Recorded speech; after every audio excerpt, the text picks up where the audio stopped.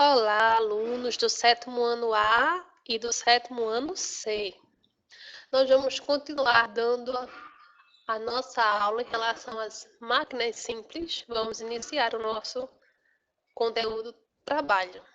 Mas antes nós vamos corrigir nossa atividade, né? Então, vá abrindo logo o teu livro de ciências na página 97, teu caderno de ciências, tá? Que nós vamos corrigir juntos. Se você não pegou ainda, corre lá, dá uma pausa nesse vídeo, corre, pega o caderno, pega o livro e vamos à correção. Primeira questão, lá da página 100, eu pedi que você colocasse só a resposta no teu caderno. Lembrando, muita gente está esquecendo de mandar a foto para mim. E eu não estou conseguindo colocar a sua nota no caderno porque você não está mandando sua atividade. Não esqueça de mandar a atividade para mim no meu privado. Primeira questão. Descreva o efeito de cada força representada na imagem a seguir. Eu quero o efeito. O que é que está acontecendo com essa força? Vamos lá. Primeira imagem, eu tenho um homem empurrando um carrinho e eu tenho uma seta indicando, né, a sentido da direção, sentido horizontal e a direção da esquerda para direita. Vamos lá. Letra A, essa força está impulsionando o carrinho do bebê a se movimentar na horizontal. Qual é essa força? Força de atrito. Por quê? Porque o carrinho do bebê tá a roda empurra para trás e vai para frente no piso. Então ela está conseguindo impulsionar o carrinho do bebê a se movimentar. Na letra B, o que é que essa força está fazendo? A força tem um paraquedista que saltou do avião em direção ao solo. Olha aqui a seta. Vertical, direção de cima para baixo. A força atrai o paraquedista em direção ao centro do planeta Terra. Que força é essa? É a força gravitacional. E aqui é a letra C. Eu tenho um garçom segurando um prato com a comida. O garçom sustenta a bandeja, aplicando uma força nessa bandeja, de baixo para cima, no sentido vertical. Enquanto a força da gravidade atrai a bandeja e o alimento para baixo. Essa força é a força de contato normal, onde a comida e o prato estão exercendo uma força sobre a mão que está segurando, ok? Se não conseguiu pegar tudo, dá uma pausa e continua o vídeo. Segunda questão. Copie os desenhos em seu caderno, representando as forças que atuam sobre cada um dos corpos a seguir. Em cada caso, represente a força resultante, indicando seu módulo, sua direção e seu sentido. Vamos lá. Mesmo sentido, vejam só. Qual é o módulo? Módulo R, que é força resultante. Vamos lá. Eu tenho um objeto que está sofrendo uma força de 100 newtons na direção horizontal e no sentido da esquerda para a direita. Perdão que aqui esqueci de colocar, então bota ali na letra A. Direção horizontal e sentido direita, que ele está indo para direita, ok? Quando eu tenho os dois sentidos do mesmo, como é que eu calculo a força resultante? Eu somo as forças. Então, eu tenho aqui, ó, força resultante é igual a força 1 mais a força 2. A força resultante é igual a 100 newtons mais 200 newtons. A força resultante dá 300 newtons. Então, se eu for juntar, é como se uma pessoa estivesse puxando e outra pessoa ajudando. Então, essa pessoa aplicou uma força menor e essa maior. Mas quando eu junto as duas forças, fica uma só. Entendeu? Letra B. Sentidos diferentes. Agora coloquem aí, letra B. Direção vertical, sentido F1 para baixo e sentido de F2 para cima. Tá vendo? Então, sentidos diferentes. Os dois estão na vertical, mas um para cima e o outro para baixo. Sentido diferente, para eu calcular a força resultante, eu vou diminuir. É como se tu puxasse para cima e eu puxasse para baixo. Então, esse objeto vai se deslocar para onde a força for maior, mas com a força que nós estamos botando diferente. Força resultante daqui é F1 menos F2, porque o sentido é diferente. Força resultante é 200 newton menos 150. Então, a força resultante vai ser 50 newtons. Então, esse objeto vai se deslocar com a força de apenas 50 newtons. Lembrando que você precisa copiar também. Direção vertical, sentido de F1 para baixo e sentido de F2 para cima. Na letra A, sentido horizontal, F1 e F2, direção horizontal, e sentido de F1 e F2 para a direita. Ok? Terceira questão. A fotografia abaixo mostra o momento que o jogador de futebol pula e cabeceia a bola. Com base nessa imagem, que evidência nos permite perceber a manifestação de uma força? Justifique. Quando eu vejo que teve um contato da bola com a cabeça e a bola deformou, tá vendo? Lembra lá que eu disse que se a gente apertasse uma bola, ela ia deformar, isso caracterizava uma força? Então é justamente isso que eu vou dizer. Além do visível contato entre a bola de futebol e a cabeça do jogador, é possível observar a deformação da bola, que é uma das manifestações de força. Então, sempre que um objeto se deforma, eu posso dizer que está sendo exercida uma força sobre ele. Ok? Continuando aí, nossa atividade, na página 96. Trabalho. O que é trabalho? É aquilo que você sai de casa, vai para um estabelecimento, faz o seu serviço, ganha seu salário no final do mês? Nem sempre, né? O trabalho, quando a gente vai falar de ciências, é o que a gente vai fazer para obter a força, certo? Página 97. Na linguagem habitual, o termo trabalho, acompanha a leitura comigo, está associado à ideia de esforço. Quando um atleta da modalidade de levantamento de peso ergue um haltere, aqui, o mantém sobre a cabeça, há um esforço envolvido para realizar essa atividade.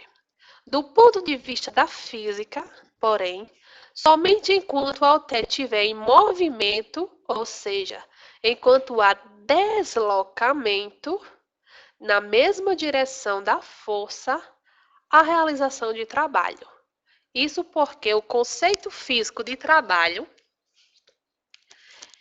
está relacionado à força que age sobre um corpo e seu deslocamento. O que significa isso? O que é trabalho? Trabalho vai ser quando eu coloco força para movimento. Vamos supor, Eu empurrei uma mesa e ela se movimentou. Então, esse esforço, essa força que eu coloquei sobre a mesa e ela se movimentou é trabalho. Mas se eu pegar a mesa e empurrar para baixo, ela se movimentou? Não. Então, aí não houve trabalho. Bora lá. Continuando aí a leitura no segundo parágrafo. Uma força aplicada a um corpo realiza trabalho representado pela letra tal. Essa letra tal aqui é um T diferentezinho, que é uma letra grega, certo? Representado pela letra grega tal, quando provoca variação em sua posição. Ou seja, se eu empurrar uma mesa e ela não saiu do lugar, não teve trabalho. Mas se eu empurrei a mesa, coloquei força, apliquei uma força, vamos dizer, de 100 newtons, coloquei essa força na mesa e a mesa saiu do lugar, teve trabalho. Houve um trabalho. Mas se eu empurrar qualquer coisa e essa coisa não sair do lugar, não houve trabalho, certo? O trabalho vai se relacionar sempre com a aplicação de uma força e o deslocamento de alguma superfície, ok? Próximo parágrafo. Considere a situação em que uma pessoa aplica uma força para baixo sobre um objeto e não há deslocamento. Neste caso, não há realização de trabalho, pois não há deslocamento. Olha aqui a letra A. Esse homem está empurrando essa caixa para baixo. Essa caixa tem como se movimentar se ela está sobre uma superfície? Não. Por mais força que ele aplique, não vai haver trabalho, porque não vai haver deslocamento dessa caixa. Continuando aí. Ao aplicar uma força para a direita, veja aqui na situação B, a pessoa desloca o objeto na mesma direção, ocorrendo então a realização de trabalho. Então, se eu botei força para a direita e o objeto foi para a direita, trabalho, certo? Mas existe possibilidade, professora, de eu empurrar para a direita e o objeto vir para a esquerda? Depende da situação, mas pode sim. Então aí não houve trabalho também. Trabalho é quando eu empurro para um sentido e aquilo vai no mesmo sentido, ok? No livro tem isso aqui. Ao empurrar o bloco para baixo, na situação a pessoa está aplicando força. Porém, essa força não realiza o trabalho, porque não há deslocamento. Quando ela empurra o bloco para a direita, no exemplo B, contudo, ocorre deslocamento e, portanto, a realização de trabalho. Veja a diferença. Não deslocou, não mudou de lugar, não tem trabalho. Mudou de lugar, ele deslizou, ele teve movimento, deslocou-se, houve trabalho.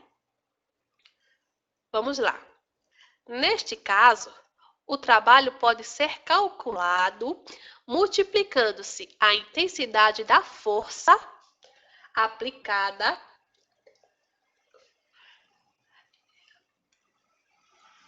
que está na direção do movimento, que a gente vai utilizar a letra F para isso, F de força, pelo deslocamento que o corpo apresenta, que é essa outra letra grega, delta, e S de espaço, porque em inglês S é space, e space começa com S, então a gente vai usar a letra S.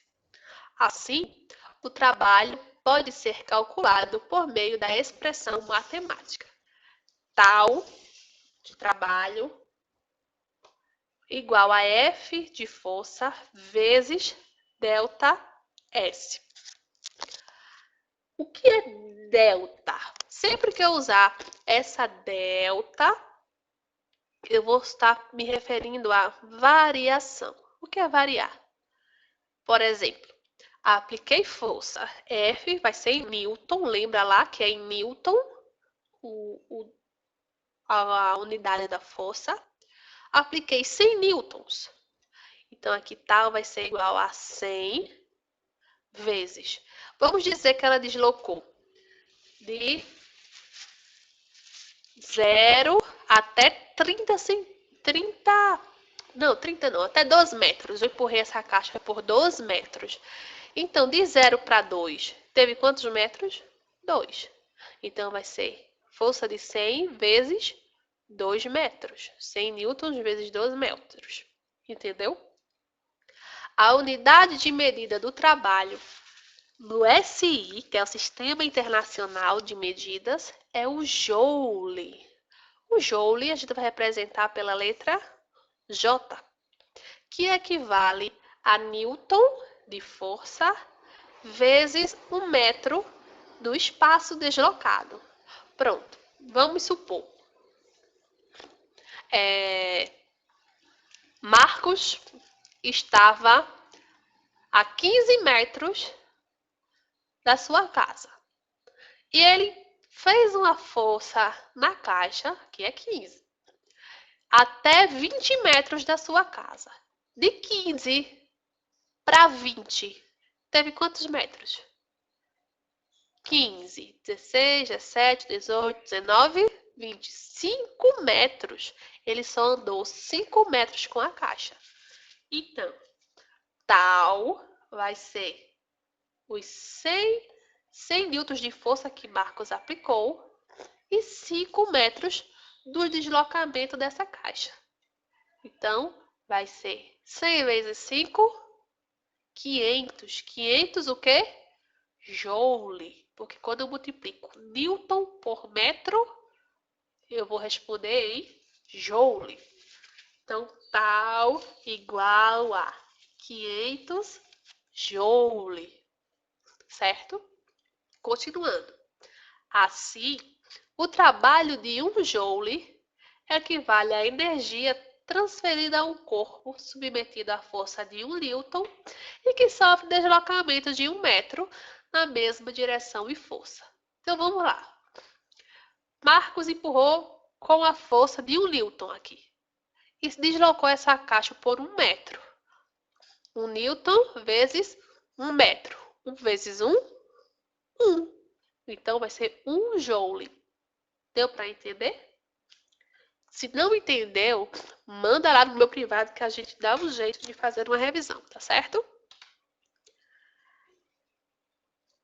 As máquinas simples, página 98. Isso aqui vai ser mais uma revisão do que a gente já viu na primeira aula, certo? Acompanhe a leitura aí comigo na página 98. As máquinas simples são dispositivos criados pelo ser humano para facilitar a realização de determinadas tarefas mecânicas do cotidiano, transmitindo força ou transformando a energia de uma modalidade em outra. Alguns exemplos de máquinas simples são a alavanca, que a gente já viu, a roldana e o plano inclinado. A gente viu na primeira aula do ano que em ciências a gente vai ver o quê? Um problema e vai resolver esse problema. Quando a gente resolve esse problema, nós criamos soluções. Então, a rodana, a alavanca e esse plano inclinado foram criados como soluções para o nosso dia a dia. Continuando a leitura aí, a alavanca. A alavanca são dispositivos formados por uma barra rígida que pode girar ao redor de um eixo, o ponto de apoio. Elas são usadas para mover objetos pesados e para cortar ou romper objetos. Vejam só. Isso é uma alavanca? É. Tem um ponto de apoio, uma barra rígida, veja só. Essa barra aqui não dobra, ela é rígida. Tem um ponto de apoio, tem um ponto onde eu vou botar força e tem um ponto onde vai haver uma resistência. A pedra está fazendo uma força resistente a essa força que ele está aplicando aqui. Então, ponto de apoio, a força ou a potência que eu vou colocar e a resistência do material que eu estou querendo deslocar, ou cortar, ou quebrar, certo? Continuando aí a leitura. O alicate, o espremedor de alho e o pé de cabra são exemplos de ferramentas que usam alavancas. Durante o uso da alavanca, como representando na figura a seguir, essa daqui, podemos identificar a força aplicada, essa aqui que esse rapaz está colocando, que a gente pode chamar de força potente, por isso que tem um pezinho aqui, ou força motriz. Motriz é porque vai mover, então eu chamo força motriz. F, setinha, vetor, P. O braço da força aplicada, ΔS, o ponto de apoio é isso aqui. A força resistente, que é essa força que a pedra está exercendo aqui, força vetor, R de resistente, ou resistência, e que é o peso do objeto que pretende levantar. E o braço de força resistente, ΔS2. Esse espaço está semelhante a esse. Esse aqui, daqui para cá, do ponto de apoio para o ponto de força, eu chamo de braço da força aplicada. E do ponto de apoio até o resistência, o braço da resistência. A expressão relacionada aos braços da força e das intensidades da força são aplicadas por essa fórmula aí. Força de potência vezes força de potência vezes esse braço de força precisa ser igual a força de resistência vezes o braço dessa outra força. Dessa maneira, quanto maior for o braço da força aplicada, isso aqui, menor vai ser a força potente necessária para vencer a força resistente. As alavancas podem ser classificadas em interfixas, interresistentes e interpotentes. O que é que isso quer dizer? Se o ponto de apoio for mais para perto da resistência, esse braço vai ser maior, certo? Então, quanto maior a distância do ponto de apoio para a potência e quanto mais perto for o ponto de apoio da resistência, menos força nesse tipo de alavanca eu vou precisar colocar, certo? Se eu deslocasse esse ponto de apoio para cá, eu precisaria colocar menos força aqui, certo? E quanto mais perto de mim, mais força eu coloco. Experimenta aí, tentar fazer essa alavanca. Bota um pedaço de madeira, se você tiver oportunidade, bota 1 quilo de feijão, de arroz e vá mudando esse ponto de apoio de posição. Você vai experimentar que você precisa colocar mais força quanto mais perto tiver o ponto de apoio. E precisa colocar menos força quanto mais distante de você tiver o ponto de apoio. Continuando aí a leitura. As alavancas interfixas, nós já vimos isso. O ponto de apoio fica entre os pontos em que a força potente e a força resistente estão sendo exercidas. Como é o caso da gangorra, que a gente já viu. Alicates, tesouras. Desculpa.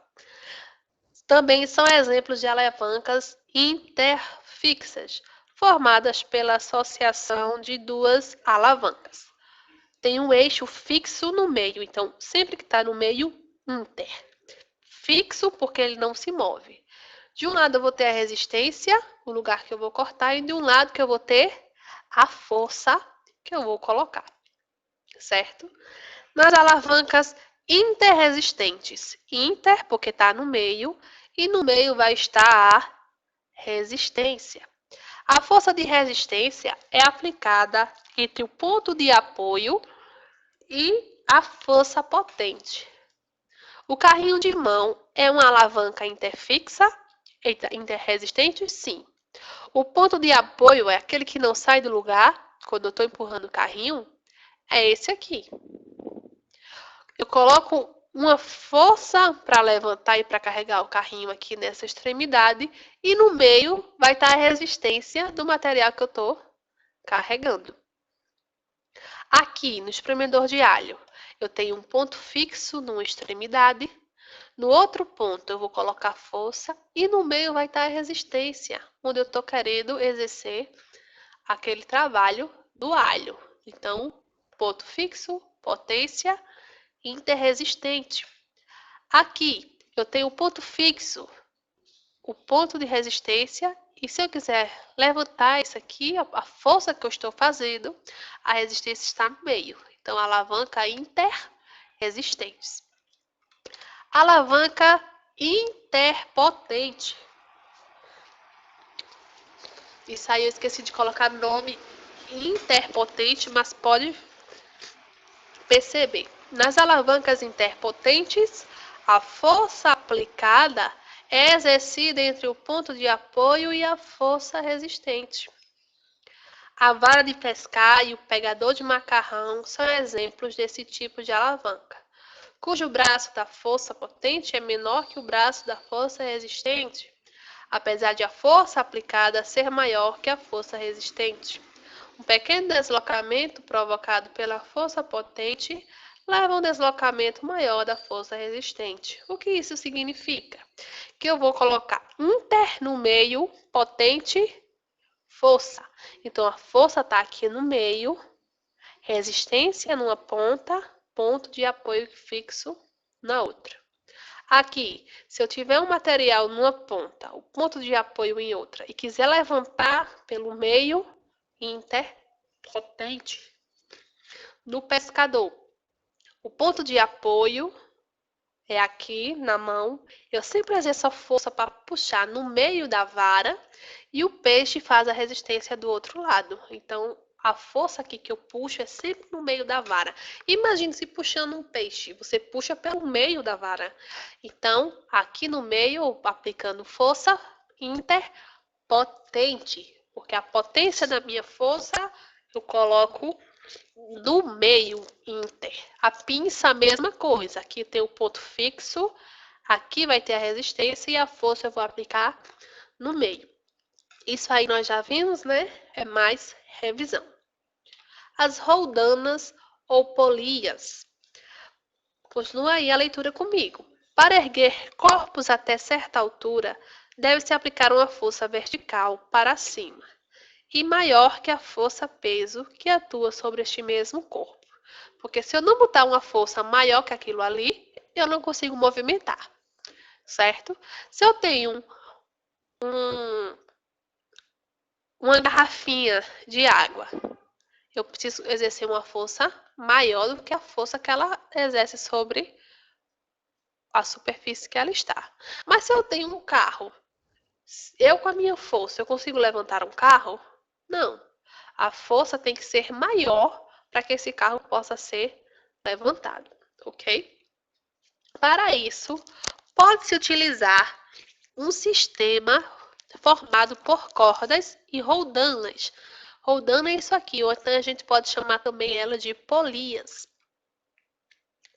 Dependente da configuração do sistema polia-corda, é possível mudar a intensidade, a direção e o sentido da força necessária para vencer a força resistente. Então, veja, a resistência está feita aqui por esse balde cheio, certo?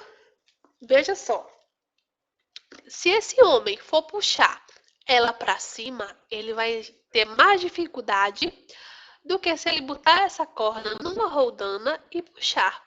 Se ela estiver mais baixa, ele vai fazer uma força maior para o lado. Mas se ela estiver mais alta, ele vai fazer uma força para baixo. essa força para baixo, ele vai conseguir usar a força do corpo com mais facilidade. Por isso, a roldana facilita o trabalho. Quanto mais alta, melhor para exercer a força. O uso da polia fixa facilita a tarefa de levantar baldes, pois ela possibilita alterar a direção de aplicação de força potente. Então, dependendo do lugar que ela está, ela vai alterar o sentido. Aqui eu vou puxar de lado. Se ela estiver mais alta, eu puxo para baixo. Página 100. Plano inclinado. O plano inclinado é o dispositivo que consiste em uma superfície plana, oblíqua, em relação a uma outra superfície. Eu tenho um chão reto, mas se eu quiser fazer uma pequena ladeirinha para ajudar um portador de deficiência física, ele vai ser inclinado, certo? Aí no teu livro eu botei um plano inclinado aqui para ajudar no transporte. Veja, muitos objetos vistos no cotidiano são exemplos de planos inclinados. As rampas de acesso, a pessoa com mobilidade reduzida. Aqui, ó. As facas, uma associação de dois planos inclinados apoiados um no outro pela base. Se você pegar a faca e olhar direitinho, a parte onde a faca vai cortar, ela é inclinada. A faca vem retinha e na parte de cortar ela se inclina. Esse é um plano inclinado. E as roscas, como as das lâmpadas, são alguns exemplos. O parafuso é um exemplo de plano inclinado. Observe como o plano inclinado, representado pelo papel enrolado em uma superfície como um lápis, pode nos ajudar a entender esse caso. Veja o plano inclinado. Se eu enrolo, fica semelhante à forma do parafuso. É isso a ideia do parafuso. O plano inclinado que foi enrolado. Tanto a ideia do parafuso como as roscas seriam planos inclinados enroscados. Alguma dúvida, pessoal? Se tiver, manda lá no meu privado, no WhatsApp, que a gente responde. Agora é a sua vez de pôr em prática o que nós aprendemos e revisamos. Responda as questões do livro, do 3º até o 8º. Essa é a atividade, certo? No seu caderno, somente as respostas. No seu caderno, coloque apenas as respostas e envie a foto delas para o meu número privado, para serem arquivados os seus pontos. Gente, tem gente que está esquecendo de mandar exercício para mim. Então, eu não consigo computar a sua nota. A atividade é essa, a página 101, perdão, do 4º, que o 3º nós já fizemos, perdão, é do 4º quesito até o 8º quesito, tá? Bons estudos, boa aula, qualquer dúvida, manda a pergunta no meu privado que eu respondo, tá certo? Um abraço, saudades de todos vocês, fiquem com Deus.